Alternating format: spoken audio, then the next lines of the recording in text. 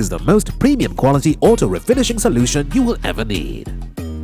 සත්ත්ව නිෂ්පාදනය සෞඛ්‍ය දෙපාර්තමේන්තුවේ අනුදැනුම මත සහ නියාමනය මත බිත්තර ආනයන කිරීමක් සිදු විය යුතුයි.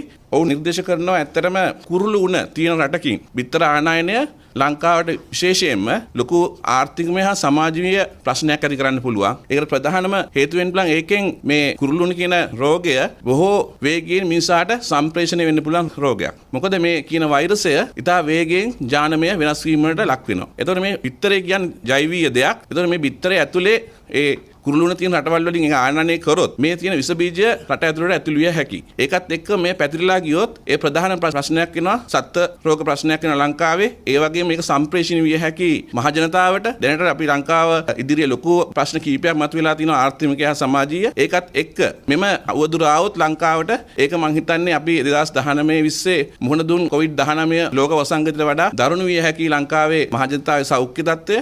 ඒ වගේම COVID-19 වෛරසයට වඩා මෙම කුරුළුණ කියන වෛරසයේ සමහර ප්‍රභේද H1N1, H5N1, H9N2 කියන මේ ප්‍රභේද වල මරණ අනුපාතය වැඩි COVID-19 කියන වෛරසයට වඩා. ඒකින් හින්දා මේක විශාල මහජන ප්‍රශ්නයක් සහ ඒකීය සෞඛ්‍ය ප්‍රශ්නයක් ඇති කර හැකි ලංකාවේ. ඒකින්ද අපි පශු වෛද්‍ය සංගමයේ විදියට අපේ පළමු මෙහෙවර වෙනවා මේ අදාළ තාක්ෂණික තොරතුරු ඉදිරිපත් කිරීම මහ ජනතාවට. ඒ වගේම අදාළ බලධාරීන්ට. මිනිසා අපි මේ මොහොතේ Enjoy 1% merchant commission when you accept Lanka Pay cards. Contact these banks today. එහෙම ආනයනයක් සිදු කරනවා නම් අනිවාර්යයෙන්ම කුරුළුණ රහිත රටකින් සත්ත්ව නිෂ්පාදන සෞඛ්‍ය දෙපාර්තමේන්තුවේ නියාමනයේ මත සහ නිරෝධායන කටයුතු වලට යටත්ව ආනයන කිරීමක් සිදු කළ යුතු බව අපි ප්‍රකාශ කරනවා.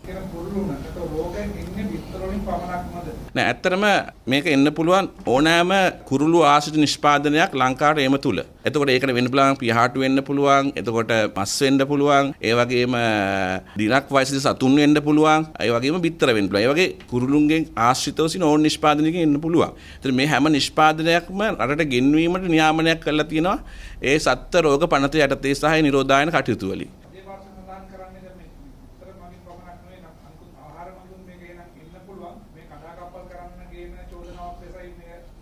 ඇත්තට මේ ගැන කිව්වොත් අපි දැන් ගොඩක් ශාකමය අමුද්‍රව්‍යත් රට ගේනවා අලලුණු වගේ. ඒ වගේම දැන් බිත්තරේ අලලුණු අතර වෙනස තමයි බිත්තරේ කියන්නේ අතිශයින්ම ප්‍රෝටීන් බහුල ප්‍රභවයක්. ඒක ඇත්තටම හොඳ මාධ්‍යයක් විස බීජ වලට. එතකොට ඒ විස බීජ වලට හරියන පෝෂණය බිත්තරේ තියෙනවා අනිත් ශාකමය අමුද්‍රව්‍ය වලට වඩා. ඒ හින්දා ශාකමය අමුද්‍රව්‍යයකින් මිනිසුන්ට බෝ වෙන්න පුළුවන් රෝග ව්‍යාප්ත වීම හැකියාව හුඟක් අඩුයි. නමුත් බිත්තරයක් වැනි ඒ පෝෂණය ඉතා ඉහළ අගයක් තියෙන ඉහළ ප්‍රමාණයක් තියෙන ඒ පෝෂණය විස බීජ වලට ගන්න පුළුවන් නම් ඒ බිත්තරයක ඒක තීමේ හැකියාව බොහෝ වැඩි. ඒ මත තියෙන අවදානම හොඳටම වැඩි.